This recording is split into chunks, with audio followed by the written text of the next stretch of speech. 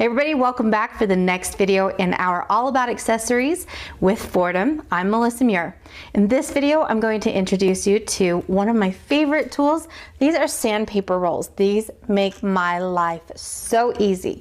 Let's jump in. Let me show you a little bit about each of them, and then I'll show you how I use them here in my studio. So as you can see, there are 3 different varieties of these sandpaper rolls.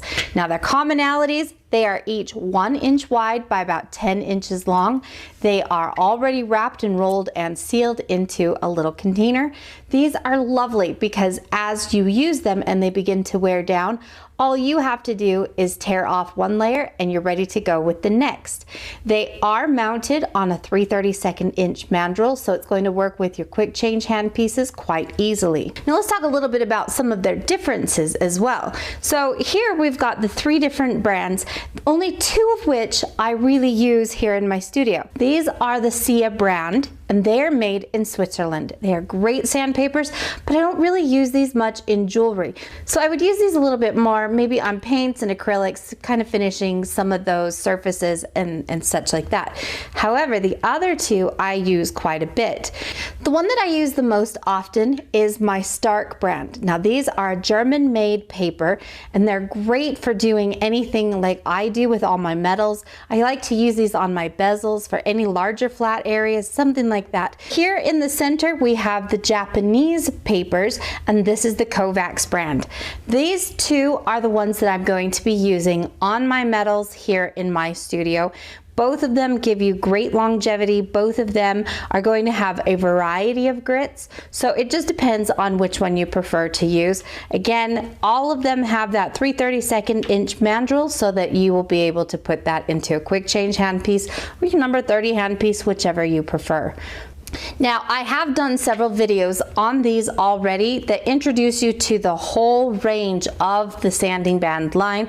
Now you'll see here I don't actually have all of the papers on my holder, and that's because these are just the ones that I reach for the most. And you'll see here the Stark brand, I reach for these the most, so that's why I have most of them laid out right here in my studio. Now, it should go without saying, anytime you're going to be using any accessory in your flex shaft or your micromotor, you need to make certain that hair is taken care of, make sure it's pulled back, you have a respirator or a mask, and your safety glasses. When I'm working here on videos, I work here at a filming station. However, when I'm not in my filming station, I actually use my lighted work chamber with a vacuum system. And this allows me to have a lot more safety as all of those dust particles are pulled away from me. The key here: work safely. Now sometimes I have a little extra solder or something's just not quite as clean as I would like it to be. So that's where these sanding rolls can come in handy, and I can just use that to clean up any of those extra blemishes or little areas that need to have a little touch up. Now another thing to note on these is that there is a maximum speed that you should run them, and that is about 5,000 RPM. So it's not going to be something that's too fast. So here I'm just going to turn that over. Now I did not go too gritty on this. If I had gone with something that had a little more coarseness to it, I would be able to sand this down much faster, but already you can see how smooth this is. Yes, it's going to take me a little bit longer to do, but at least I know that I've got a decent surface on that. The other thing I like to do with these is to work on the inside of a ring or bezel, anything like that that needs a little bit of work.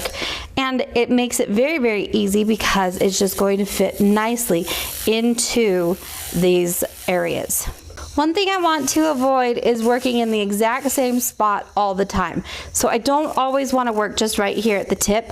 I also want to be working the entire length of that roll, and that is going to be to my benefit anyway, because I want to use all the grit, not just wear some of it down in one area.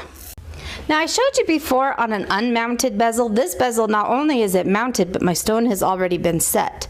This happened to have been a demonstration piece, so I didn't get all the cleanup done before I was ready to set this stone.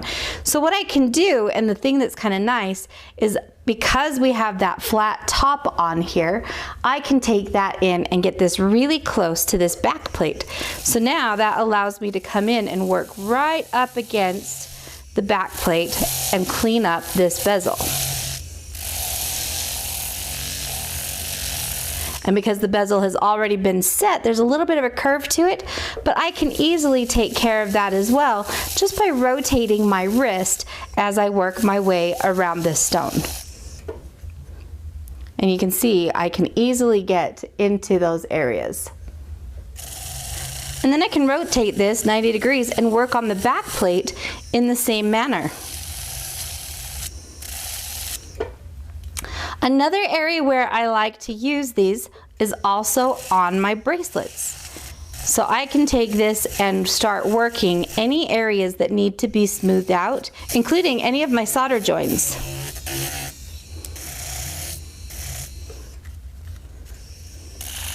Now, as you can see, it would be very difficult to get into some of these tight areas sometimes.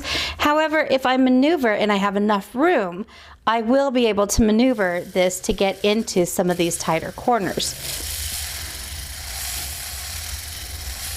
So right here, I actually want to blend this joint just a little bit. So I can easily do that just by running this around that wire and smoothing down that point.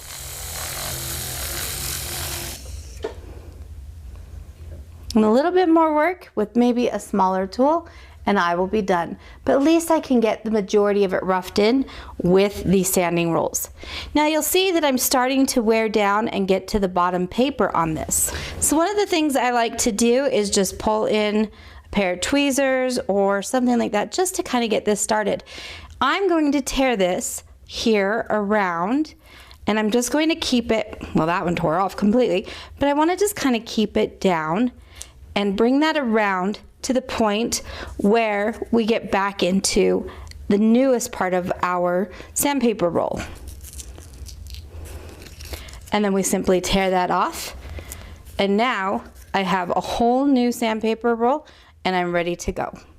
When you first get these sandpaper rolls, they will be stamped with what their grit is. Some of them are a little bit easier to see than others, but as you also remove, it's stamped all the way through. One of the things I like to do is to put them in order, and that way then it's easier for me to figure out which ones are coarse and which ones are fine. Now, depending on the papers you get, they will go up to either 2,500 or even 3,000 grit. That's going to be pretty fine, and really all you're going to have to do after this is hit it with your polishing compound and you're ready to go. So this is the briefest of example of how I use them here in my studio. Now there are actually 2 different assortment sets for each type of paper.